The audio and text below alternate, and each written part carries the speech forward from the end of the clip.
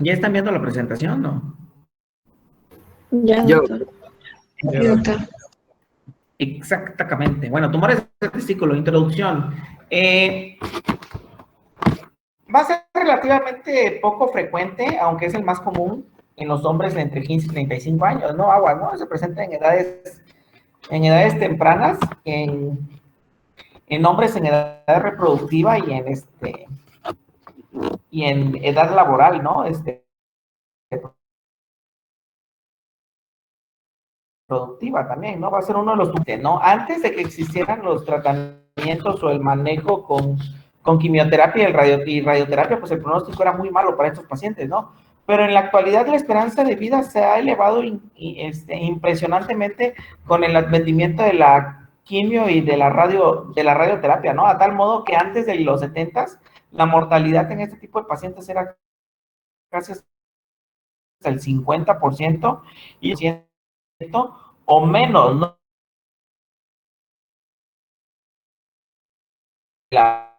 De la enfermedad tumoral, ¿no? Es una de las pocas neoplasias que va a estar asociada a marcadores séricos o a marcadores tumorales específicos, como es la gonadotrofina coriónica humana fracción beta, alfa-fetoproteína y la deshidrogenasa láctica, ¿no? Que nos va a permitir un seguimiento adecuado con una intervención más temprana en el curso de la enfermedad. Las que tienen su origen en las células germinales suelen ser sensibles a la radioterapia, los que son seminomatosas, y a una amplia variedad de quimioterapéuticos, ¿no? Los tumores de células germinales extragonadales, el pronóstico con el tratamiento similar es alrededor del 50% menos favorables que los que presentan tumores de origen de células germinales. O sea, el pronóstico es mejor para aquellos pacientes que tienen tumores de células germinales. ¿Sale, doctores? Entonces, hablando de los tumores de células germinales, existe una clasificación histológica que lo va a clasificar en seminomas, carcinomas de células embrionarias, tumor del saco vitelino, teratomas y coriocarcinomas. Más de la mitad de los tumores de células germinales van a presentar más de un tipo celular y por ello se le conoce como tumores mixtos. Va a ser muy raro que nos lleguen con una estirpe histológica normalmente, ¿no? Por lo regular, van a ir asociados la presencia de un seminoma con un carcinoma de células embrionarias o incluso con más de dos asociaciones de este tipo, ¿no? Debido a que estos surgen a partir de una célula pluripotencial en un tumor primario y en un sitio metastásico secundario pueden convivir con varios elementos, que era lo que yo les comentaba, ¿no? Existen 3 tipos de seminomas puros, doctores. Estos 3 tipos de seminoma puro responden muy bien a la radioterapia. Sí, se va a dividir en clásico, anaplásico y espermatocítico, ¿no? El seminoma clásico va a constituir aproximadamente del 82 al 85% de estos tumores. Se va a presentar en la cuarta década de la vida, rara vez se va a presentar en niños o en adolescentes. La incidencia de los elementos del citoblástico se van a correlacionar con la producción de con gonadotrofina coriónica humana fracción beta, ¿no? Y las anaplásicas que se van a presentar en un 5, de realidad del 30% por tener mayor actividad mitótica, mayor invasión local, mayor extensión metaplásica y mayor producción de gonadotrofina coriónica humana. ¿Sí? Y la variante espermatocítica que se va a presentar en un 2 a un 12%, se va a presentar en hombres mayores de 50 años, puede presentarse de manera bilateral, se asocia con criptorquidia, metástasis baja y tienen un buen pronóstico, ¿no? Entonces, dentro de los no seminomatosos vamos a encontrar el carcinoma embrionario, que va a ser una lesión pequeña, redonda, poco irregular, va a invadir la túnica vaginalis del testículo y va a comprometer las estructuras contiguas al cordón. Va a existir pleomorfismo con formas mitóticas características y células gigantes y son tumores muy malignos, ¿no? El coriocarcinoma va a ser un nódulo palpable con hemorragia local, metástasis a distancia, va a ser una lesión pequeña intratesticular que no altera la forma y el tamaño del testículo, ¿no? Y el teratoma, que van a aparecer estructuras benignas derivadas del ecto, del endo y del mesodermo. Es el homólogo a los tumores que tienen las mujeres en los ovarios, ¿no? Entonces vamos a encontrar tejidos diferenciados que van a justificar su designación de teratoma maligno, ¿no? Y el tumor del saco vitelino, que es más frecuente en los lactantes y en los niños, ¿sí? En los adultos se va a presentar combinado con otros tipos histológicos, lo que explica la producción de alfa-fetoproteína, como es el seno. Otros sinónimos de este tumor del saco vitelino va a ser tumor del seno endodérmico, adenocarcinoma del testículo infantil, carcinoma embrionario juvenil o bien orquieblastomas, ¿no? Bueno, acuérdense lo que les comenté, por lo regular, ¿sí? Van a ser combinaciones de estos tumores que vamos a encontrar en el reporte histopatológico, ¿sí? Aproximadamente el 5% se van a presentar con un carcinoma in situ del testículo, y todas estas variantes nos sirven para valorar el pronóstico del paciente, ¿no? Entonces, epidemiológicamente, estos tumores van a ser más frecuentes en la raza blanca en 500 pacientes. Se va a presentar de 20 a 40 años, de 60 años y de 0 a 10 años. Del 2 al 3% se van a presentar de manera bilateral, es raro, pero pues sí hay un porcentaje del 2 al 3% que puede presentarse bilateral. Y pueden presentarse en forma simultánea o sucesiva, ¿no? Casi la mitad de estos pacientes van a presentar un antecedente de criptorquidia, de testículo no descendido, ¿no? Acuérdense que cuando vimos criptorquidia, pues la finalidad de descender ese testículo, pues más que nada es para darle seguimiento ante la posibilidad de malignización de este testículo, ¿no? Entonces, ¿qué porcentaje vamos a tener de este tipo de tumores? El seminoma lo vamos a tener presente hasta en un 30 y un 60%, el carcinoma embrionario en un 3 o un 4%, teratoma en un 5 o un 10%, pero el carcinoma en un 1% y mixtos hasta en un 60%. Esto lo reporta el Campbell, ¿no? Y esto es lo que reportan de más literaturas, ¿no? O de más bibliografía en cuanto al porcentaje de presentación de este tipo de patología y de estirpe histológica, ¿no? Dentro de los tumores no germinales, sí, tenemos los tumores de células de Leydig. Permítanme un segundito.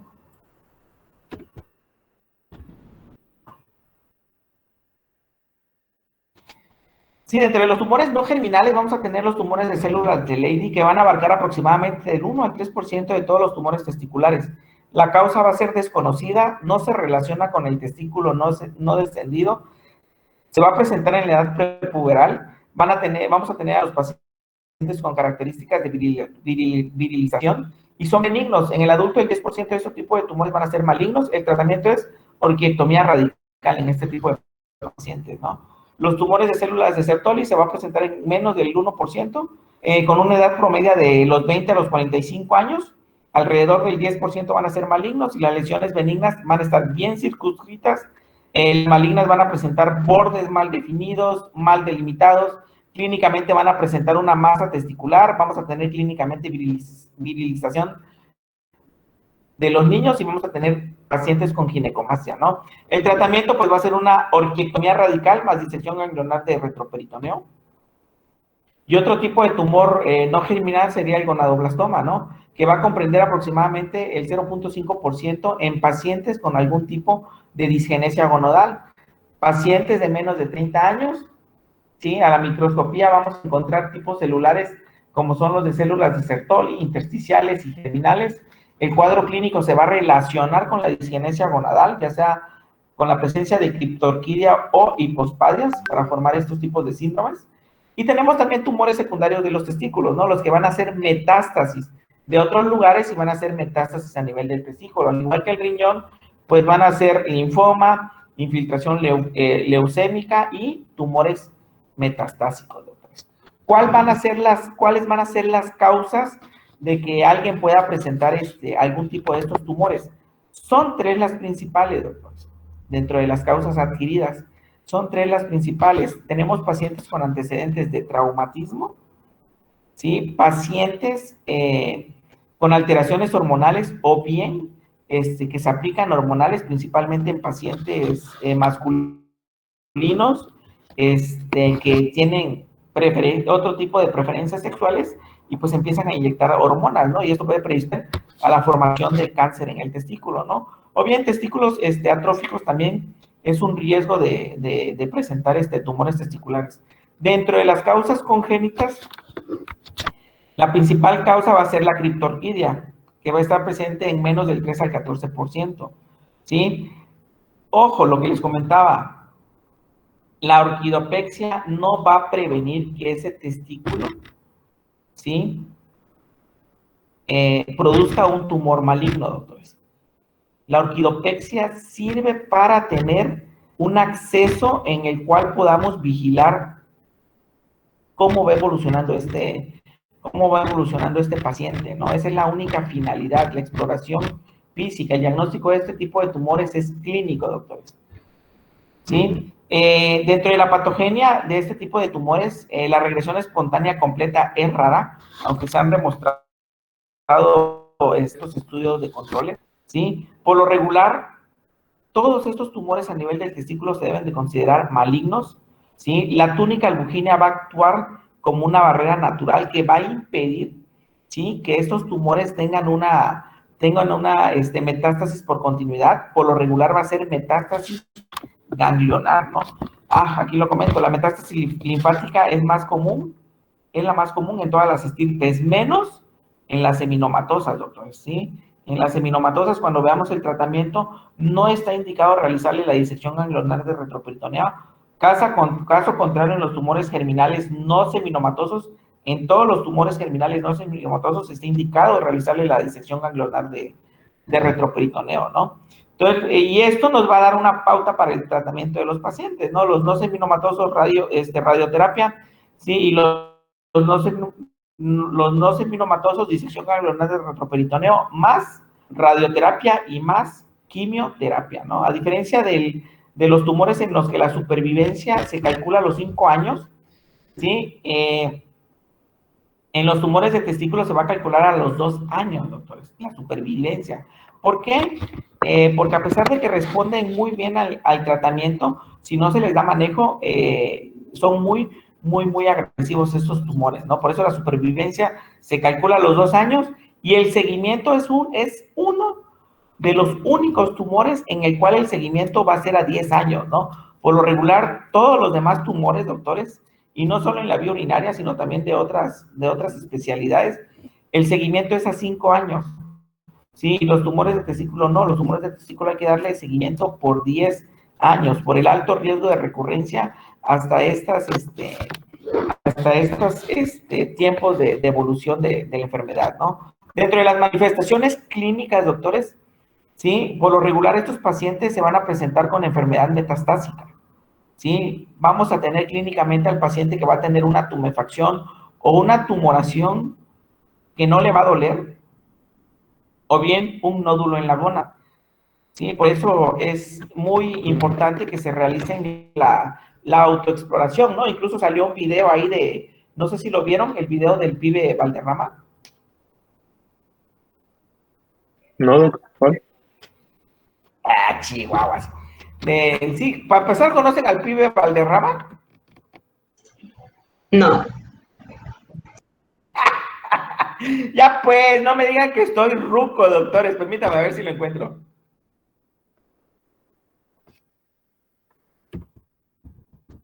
Bueno, para que lo vaya yo a descargar y lo Colocho, ponga ¿no? ahí. ¿Perdón?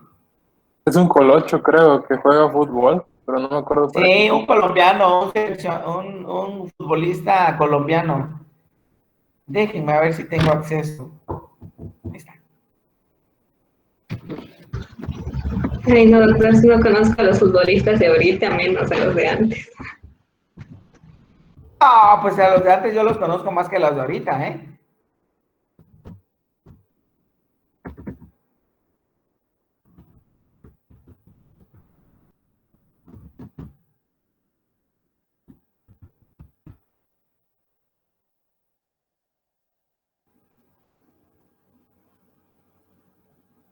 Aquí está. ¿Sí lo están viendo? La pantalla no. Sí, doctor. Sí, doc.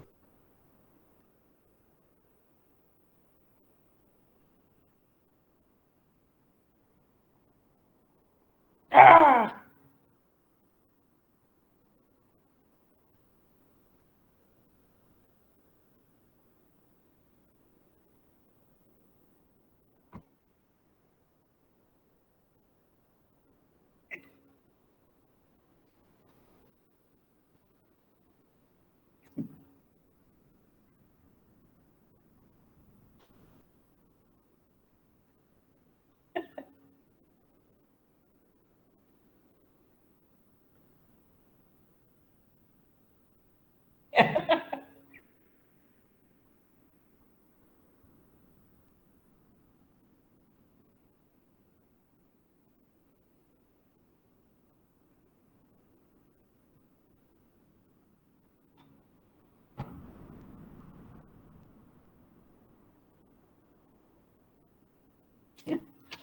En neta no lo habían visto, doctores.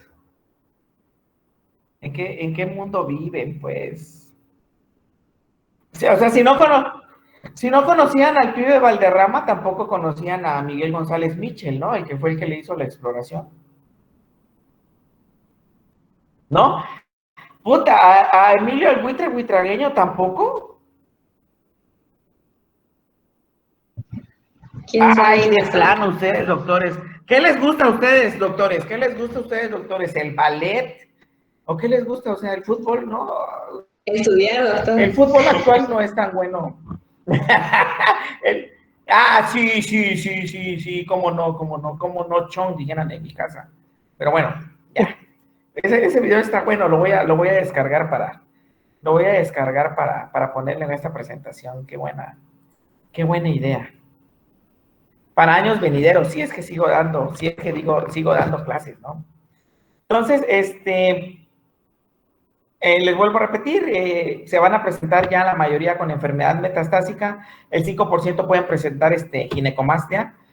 Las vías de diseminación, acuérdense lo que les comenté, va a ser linfática, doctores.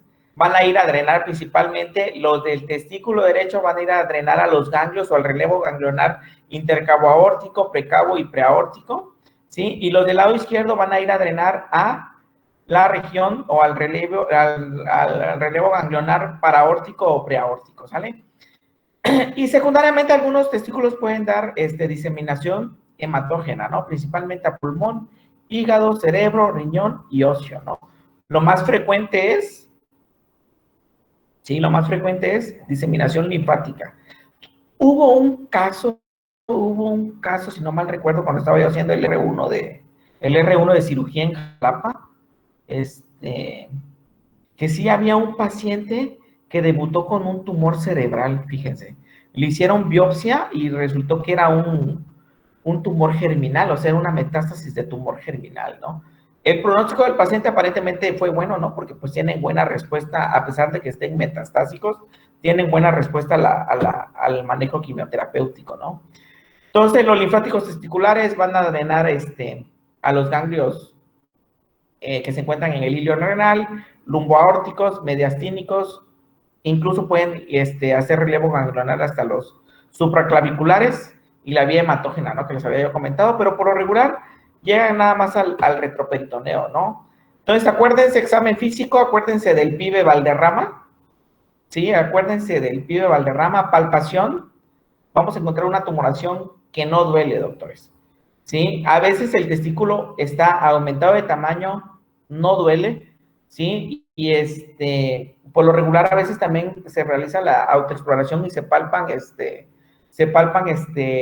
tumores que se encuentran en el parénquima testicular, ¿no? Entonces, ante esa sospecha de que tenemos tumores que son indoloros, pues lo más sano es realizarse una revisión médica, ¿no? ¿Con qué vamos a establecer el diagnóstico diferencial? La literatura, incluso el Campbell lo maneja con la torsión testicular, pero acuérdense, doctores, por lo regular este tipo de tumoraciones secundarios a proceso inflamatorio vamos a tener a los pacientes que van a presentar dolor, van a presentar cambios de coloración en el escroto, van a tener cambios en la temperatura local del escroto, cosa que no presentan los pacientes que tienen tumores de características malignas, ¿no? Principalmente no van a tener dolor. ¿Con qué otro tipo de patología que es frecuente hay que establecer el diagnóstico diferencial? Con hidrocele, doctores, porque el hidrocele no duele, ¿no? El hidrocele no duele, y entonces ese sí es un diagnóstico diferencial, que prácticamente al estar realizando el estudio o el examen clínico, ahí puedo hacer la diferenciación, ¿no? ¿Cómo? Pues le aplico luz, y si hay transluminación, pues es un hidrocele, ¿no? Si no hay transluminación, pues hay la posibilidad de un cáncer o de un tumor a nivel del testículo. ¿Qué otro tipo de diagnóstico diferencial? Con hernias, hematomas o incluso espermatoceles. ¿Sí? El ultrasonido de escrotal o el ultrasonido testicular, doctores, prácticamente va a ser como una extensión de la exploración física, ¿no? Si yo físicamente exploro al paciente, tengo una tumoración que no le duele, es cáncer, hasta no demostrar lo contrario, doctores? El ultrasonido nada más nos va a servir, ¿sí? para valorar las características de estas lesiones, ¿no? Podemos encontrar áreas hipoecoicas adentro del parénquima testicular, ¿sí? Si tenemos imágenes hipoecoicas, son altamente sugestivas de lesiones seminomatosas, incluso podemos tener combinaciones de este tipo de imágenes con imágenes hipoecoicas, hiperecoicas, ¿sí? Principalmente en los tumores no seminomatosos, como en el teratoma, ¿no? Que va a ir ahí acompañado de algún componente que va a producir este tipo de imágenes, ¿no? Acuérdense que las mujeres, ¿qué encuentran en este tipo de teratomas en las mujeres, doctores, cuando hacen cuando hacen el estudio histopatológico, ¿no? Son tumores grandes, ¿no? ¿Y qué encuentran en estos teratomas? No me acuerdo si es en el maduro o en el inmaduro, ¿eh? ¿Para qué les voy a mentir? Encuentran cabello, encuentran dientes, no sé si se acuerdan ustedes en cuarto o cuando vieron gineco, ¿no? Y entonces, dentro de los estudios de rayos X que hay que pedirle de extensión, pues son la tele de tórax, ¿no? Teletórax y la tomografía. Este es un ultrasonido, doctores. Sí, este es un ultrasonido. Aquí se ve todo lo que es el parénquima testicular. Todo esto es isoecoico y esta imagen es hipoecoica, ¿no? Probablemente sea una necrosis central. Entonces, esto me indica pues, que es un tumor intratesticular. Probablemente sea mixto porque tiene componentes heterogéneo. Tenemos imágenes hipoecoicas, hiperecoicas, está bien circunscrita la lesión, ¿sí? Y esta es otra tumoración, ¿no? Esta es más grande que esta. Todo esto, no sé si lo alcanzan a ver mi cursor, todo esto, doctores, es el parénquima. Todo esto es el parénquima testicular, todo esto.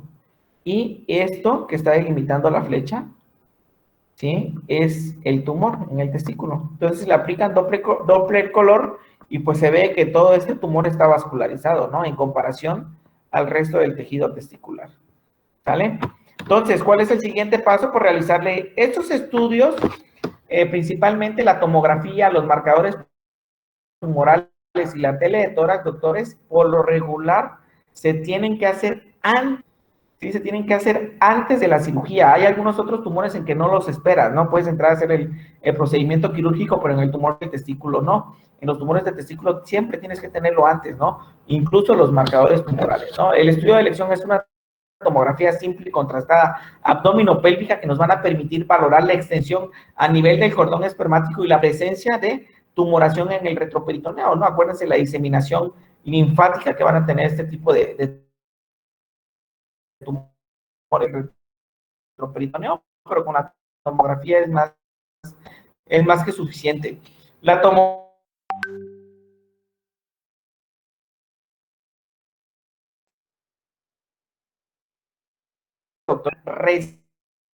residual, ¿sí? Que son mínimas lesiones, y pues ante esas lesiones residuales mínimas, pues darle quimioterapia a Morales, que ya habíamos comentado, la alfa-fetoproteína, sí, que va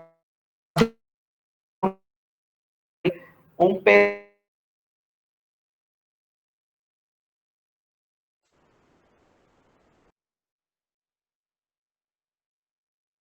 el tumor del saco vital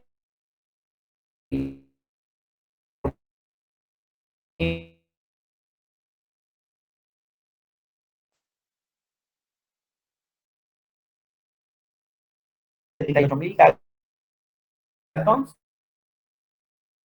36 horas.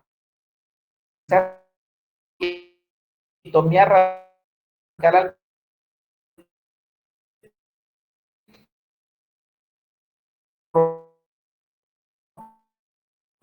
y la gonotrofina colónica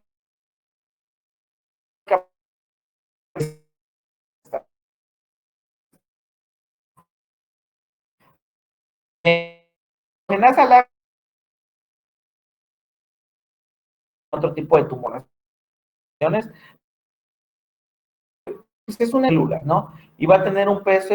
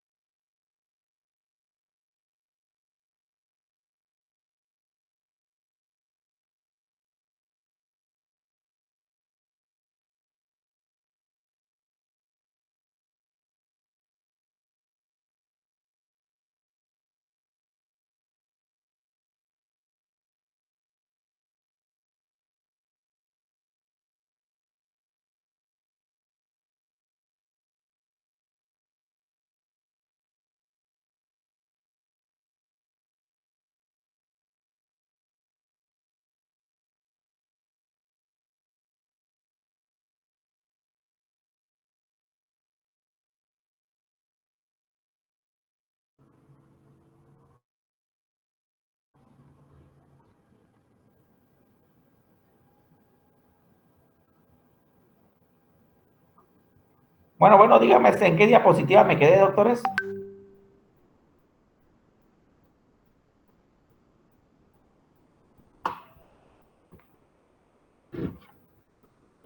Sí, digan, aló, aló.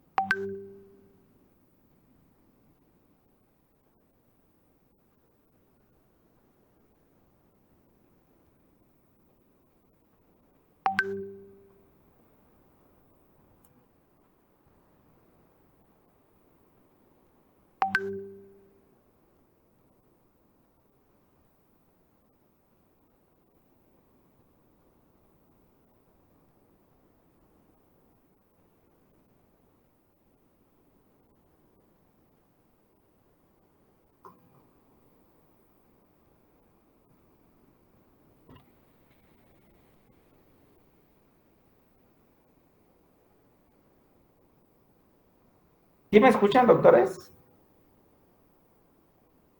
Sí, Doc, ahorita ya se Ah, escucha. chingado, si no me iba yo a desconectar y les iba a dar el día libre. Ya la No, que cajeteaste. Ya la cajeteaste, Edwin. Ya la como cajeteaste. siempre. ¿Qué? ¿En qué diapositiva me quedé? Estaba hablando de Como ultrasonido. acabo, como acabo de entrar, dice el otro Talegas. ¿De aquí nos quedamos en el ultrasonido? Sí, Doc, estaba hablando del ultrasonido. Pero no veía qué día fuera. ¿Seguros? ¿Nos quedamos desde acá? Bueno, ay, perdón. Bueno, entonces aquí se ve el tumor. Todo esto es el testículo, doctores. Y se ve esta imagen Doctor, no se ven sus heterogénea. diapos.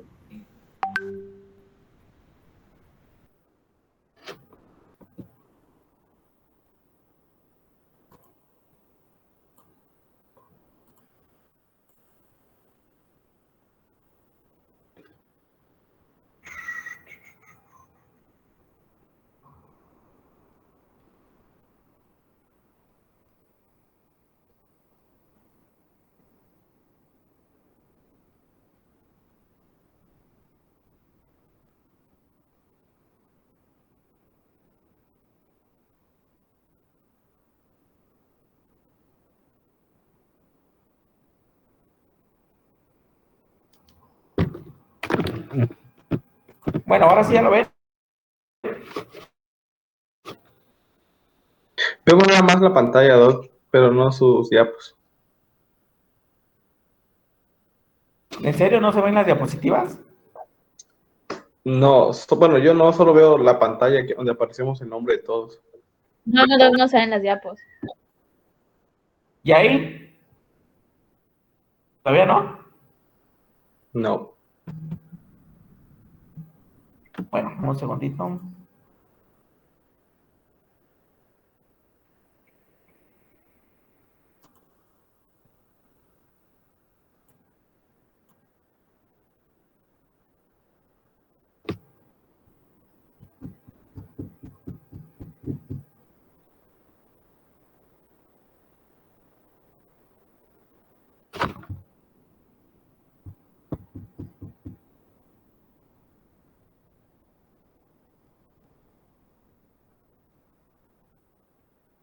¿Naranjas todavía? Ya, ahí sí se ven, doctor. Ok. Bueno, entonces tenemos un ultrasonido, doctores. Toda esta imagen es el testículo. Toda esta imagen es el testículo. Donde está la flecha se va a ver el tumor, que es una imagen heterogénea. Y vamos a tener imágenes que van a estar hiper eripoecoicas. Y al aplicarle Doppler color, pues vamos a ver el flujo vascular a este nivel aumenta, ¿no? Entonces nos indica de la presencia de una tumoración. Igual arriba se ve el tumor, pero es más pequeño, está intraparenquimatoso. Este está intraparenquimatoso, pero es más grande, ¿no? Entonces, lógicamente, el testículo va a estar más aumentado de volumen. El estudio de extensión que hay que pedirle antes de pasar a quirófano a los pacientes, pues es una tomografía simple y contrastada abdominopélvica para valorar la posibilidad de la presencia de metástasis a nivel ganglionar.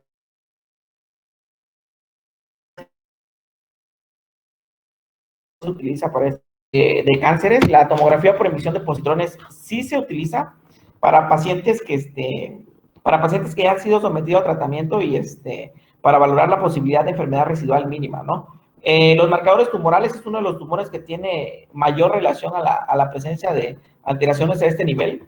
Sí, dentro de los cuales encontramos lo que es la alfa-fetoproteína, que va a ser una glicoproteína que va a pesar 70,000 Daltons, que va a tener una vida media de 5 a 7 días, que se va a producir principalmente en tumores no seminomatosos, como es el carcinoma embrionario, teratocarcinoma y el tumor de saco vitelino, ¿no?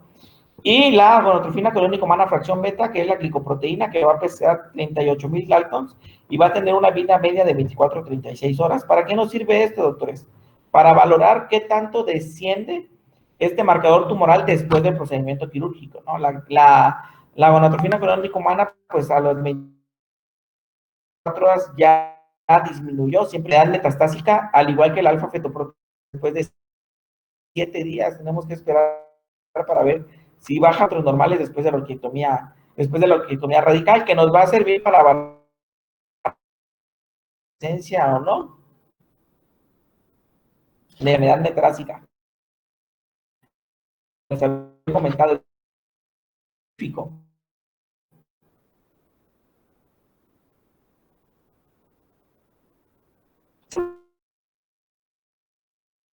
Doc, ya no se escucha nuevamente. También va a haber elevación de la... Sí.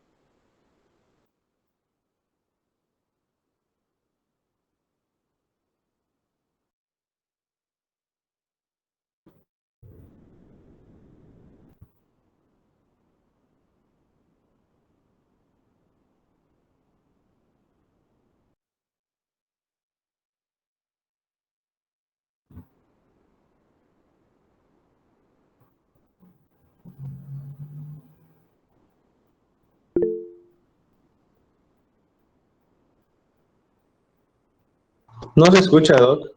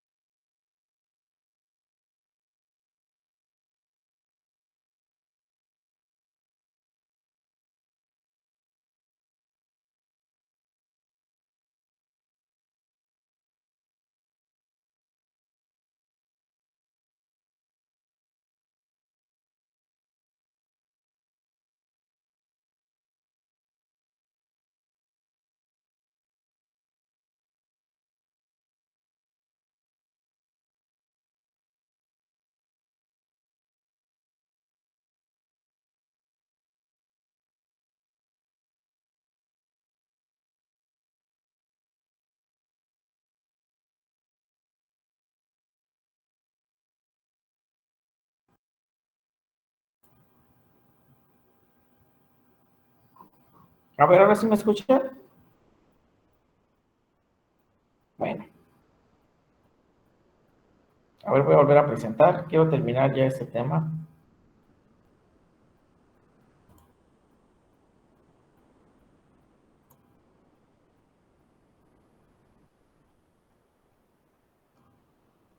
¿Ven la presentación de nuevo?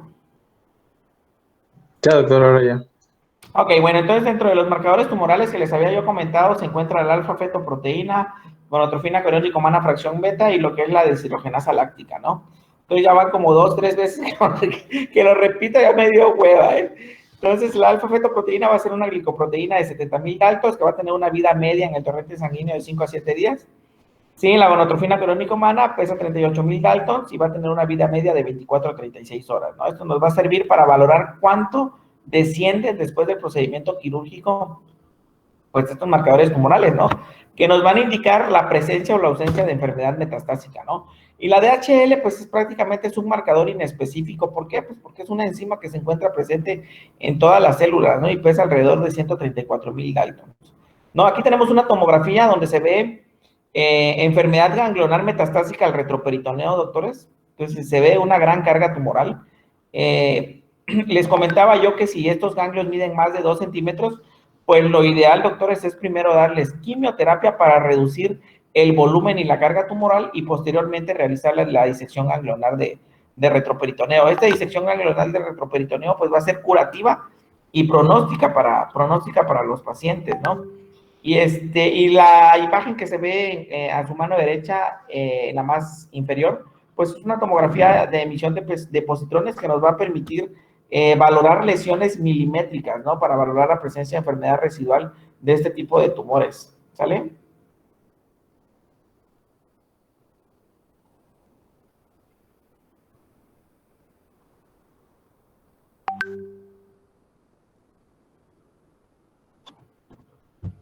Entonces tenemos la estadificación del TNM, ¿sí? Que el T nos va a permitir valorar el tumor. El TIS va a ser una neoplasia intratubular de células germinales. El T1 va a ser un tumor que va a estar limitado tanto al testículo y al epidídimo. No va a haber evidencia de afección vascular ni linfática. Puede o no estar invadiendo la túnica albuginea, pero no la túnica vaginalis del testículo, ¿no? En la T2 pues vamos a tener un tumor que va a estar limitado al testículo, al epidídimo, sí va a haber invasión vascular o linfática y prácticamente también va a estar involucrada lo que es la túnica vaginalis en este tipo de pacientes, ¿no? Y en la T3, pues ya vamos a tener un tumor que va a estar invadiendo lo que es el cordón espermático y el T4, pues va a estar invadiendo lo que es la piel del escroto, ¿no? Entonces, ¿para qué nos sirve todos estos parámetros? Bueno, ahorita que lleguemos a la orquiectomía vamos a retomar este tema.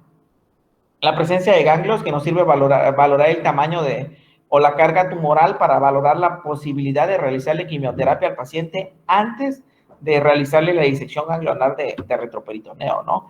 Es uno de las clasificaciones TNM que va a tener, pues si no es que el único, yo es el único que conozco, sí, que dentro de su estadificación TNM va a tener la presencia de marcadores tumorales, ¿sí? Valorando lo que es la cantidad de deshidrogenasa láctica, gonotrofina coriónica humana y alfa-fetoproteína, ¿no? Que nos van a servir para valor pronóstico en este tipo de pacientes. De acuerdo al estadiaje clínico, hay pacientes que se encuentran en el estadio 3A, 3B, 3C, que les va bien después de realizarle la orquiectomía, después de realizarle la disección ganglionar de retroperitoneo y darle quimioterapia adyuvante, el pronóstico es bueno de este tipo de pacientes. Bueno, el procedimiento quirúrgico que se realiza, como les comentaba en la primera vez que estaba yo hablando solo aquí en clases, es la orquiectomía radical. ¿Por qué se realiza una orquiectomía radical o inguinal en vez de un abordaje en el escroto, doctores? Si no mal recuerdo, lo vimos cuando vimos anatomía.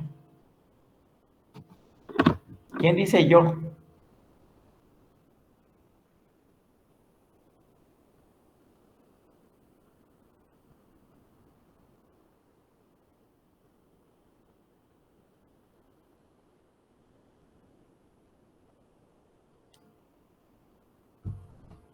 ¿Sí me escuchan? ¿No me escuchan? ¿O ahora se van a hacer que no me escuchan?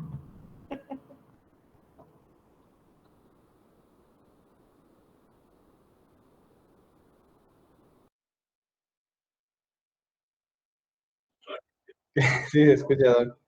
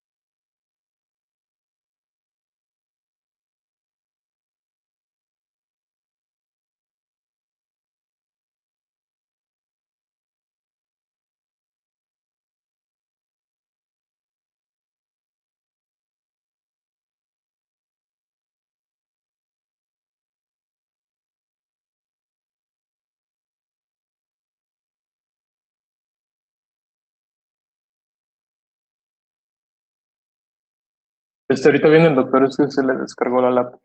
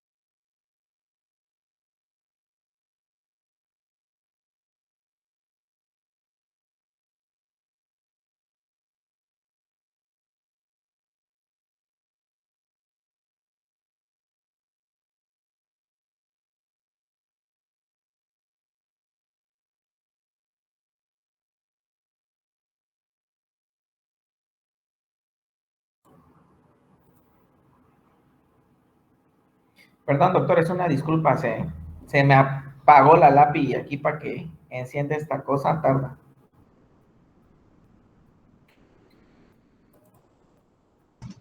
No se preocupe, doctor. Eso chingado.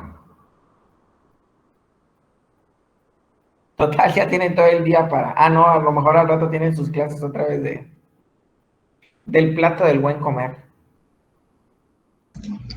¿Qué comió? Qué adivinado, doctor, si nos toca más tarde. Yo no como verduras. Lo más rico de la comida son las grasas.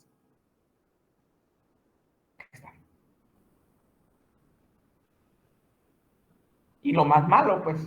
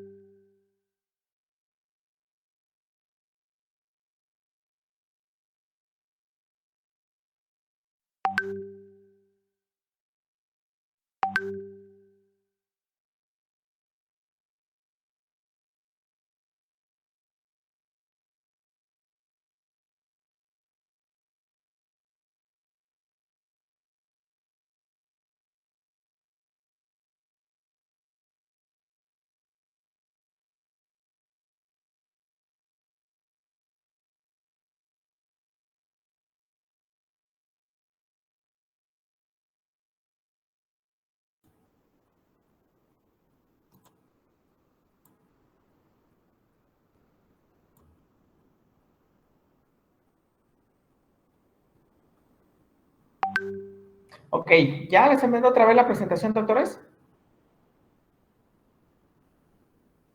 Su pantalla, sí, la Ok. presentación, ahora sí. Ok, ahí está, no, ahí está ya la presentación. Entonces les había yo comentado por qué abordaje inguinal en vez de un abordaje escrotal.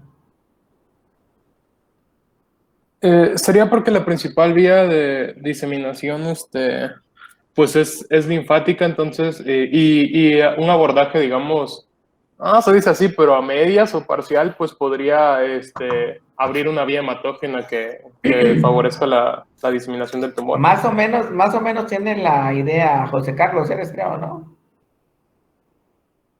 Sí, sí, sí, sí. Más o menos tiene la idea, ¿no? El drenaje linfático a nivel del escroto es diferente que a nivel inguinal, ¿no? De la región inguinal, acuérdense que el drenaje linfático de la región inguinal, pues se va a ir al retroperitoneo, ¿no? De la ingle, ¿sí? Y a los ganglios de la pelvis, ¿no? Pero el drenaje escrotal, el primer relevo ganglionar, pues va a ser la región inguinal. Sí, entonces si yo le hago un abordaje escrotal, la diseminación ganglionar bueno, se va a ir también hacia los ganglios del retroperitoneo, ¿no? Pero pues también se va a ir al ganglio de la región inguinal. Entonces tendrías que hacer exploración quirúrgica tanto en la región inguinal como en el retroperitoneo, ¿no? Entonces por eso lo ideal es realizar el abordaje a nivel inguinal. ¿Cuál es la finalidad de realizar el abordaje inguinal? Pues disecar bien todas las estructuras y realizar un corte alto del cordón espermático, que no lo haría si realizo yo la incisión a nivel escrotal, ¿no? Pues no tendría yo casi nada de cordón espermático comparado si hago el abordaje inguinal. ¿Sí? Incluso si hago el abordaje inguinal, tengo que abrir el canal inguinal superficial, ¿sí? Y realizar esa ligadura alta para mandar a patología porque me sirve para estadificar el T del TNM, ¿no? Entonces, ya teniendo el reporte histopatológico, si tenemos un seminoma, pues se le puede dar seguimiento únicamente o bien darle radioterapia, ¿no? El pronóstico es bueno para ese tipo de pacientes. Si es un no seminomatoso, también el pronóstico es bueno, ¿no? ¿Cuál es la diferencia? Que en los no seminomatosos le tengo que hacer disección ganglionar del retroperitoneo y darle quimio y radioterapia adyuvante, ¿sale? Entonces, este es un caso de un paciente que me llegó a urgencias si no mal recuerdo, fue en noviembre o en diciembre del año pasado, del 2020. Fue en noviembre, si no mal recuerdo. Sí, entonces, si tú lo miras físicamente, así como lo ves al paciente, ustedes me dirían, ¿en dónde está el tumor? ¿En qué testículo está el tumor? Acuérdense que les había yo comentado que al igual que los tumores en el riñón, sí, son más frecuentes en el lado derecho, igual en el testículo, doctores.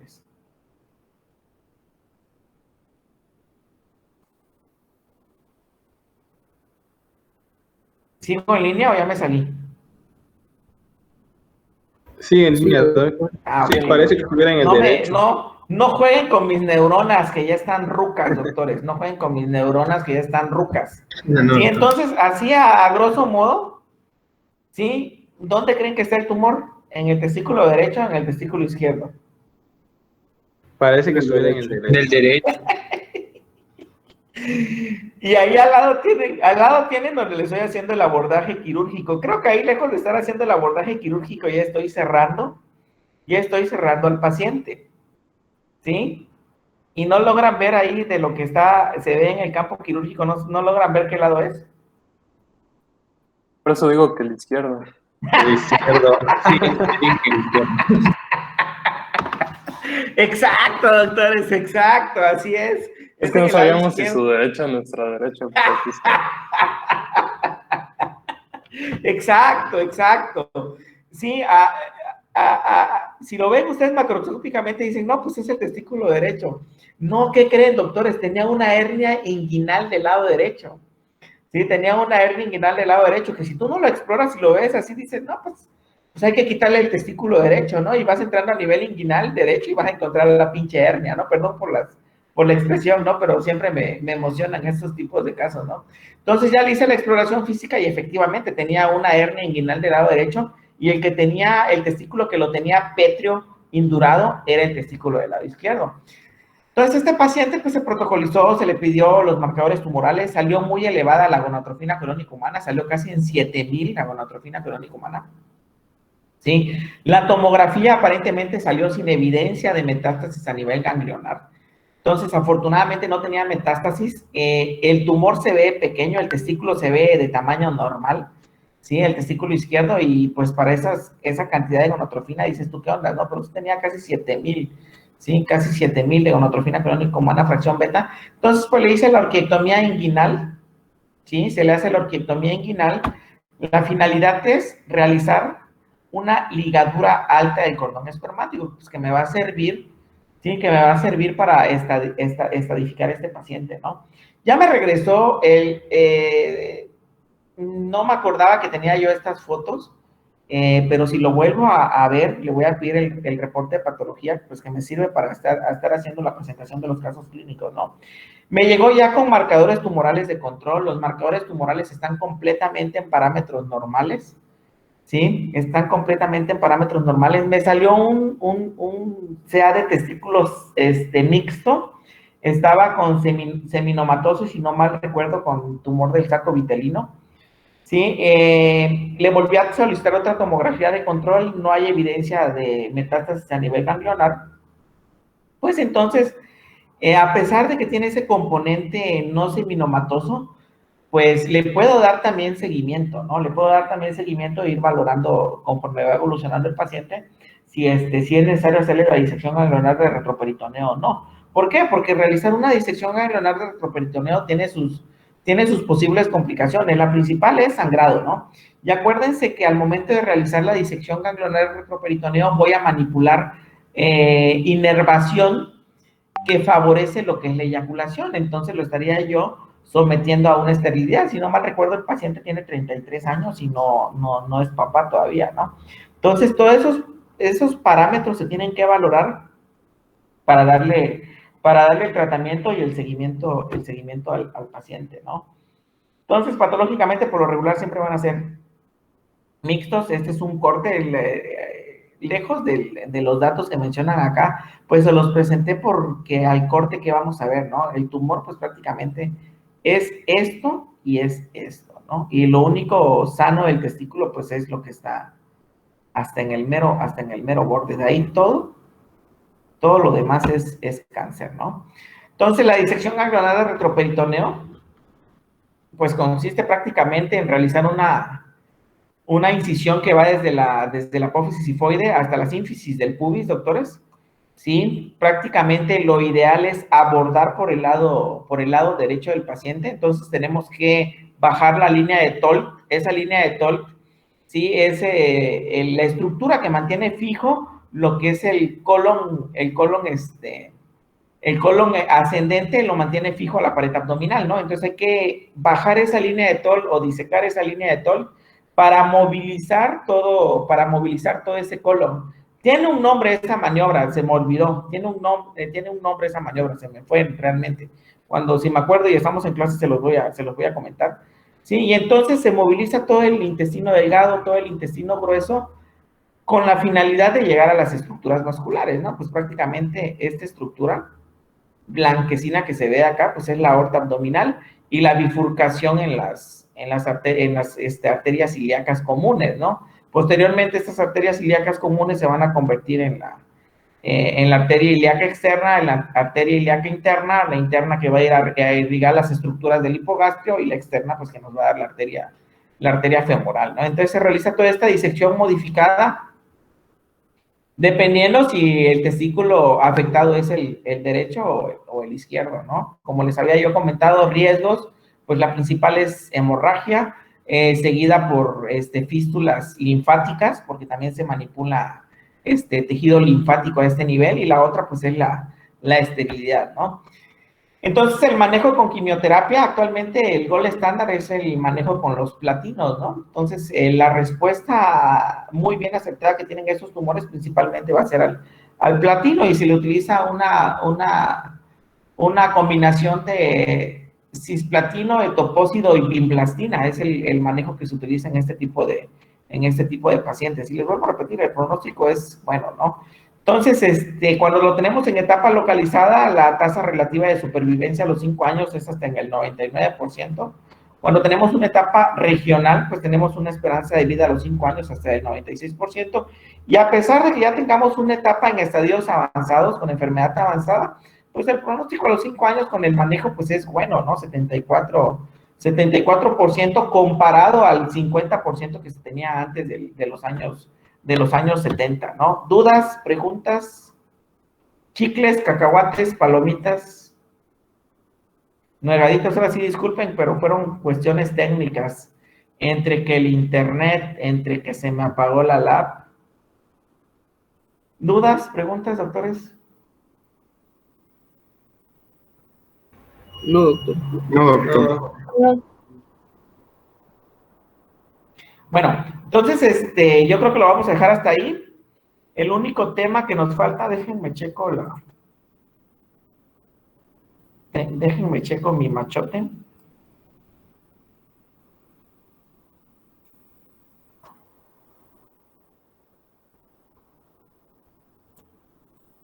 Ya, andropausia.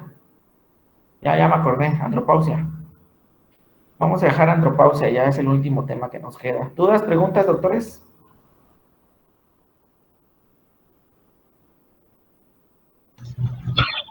No, doctor. Chicles, cacahuates, palomitas, dudas, argüentes. Bueno. Sale, doctores, lo vamos a dejar hasta ahí. Nos vemos el día de mañana. Que tengan excelente día.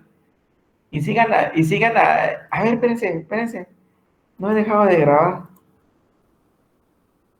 Ahí está.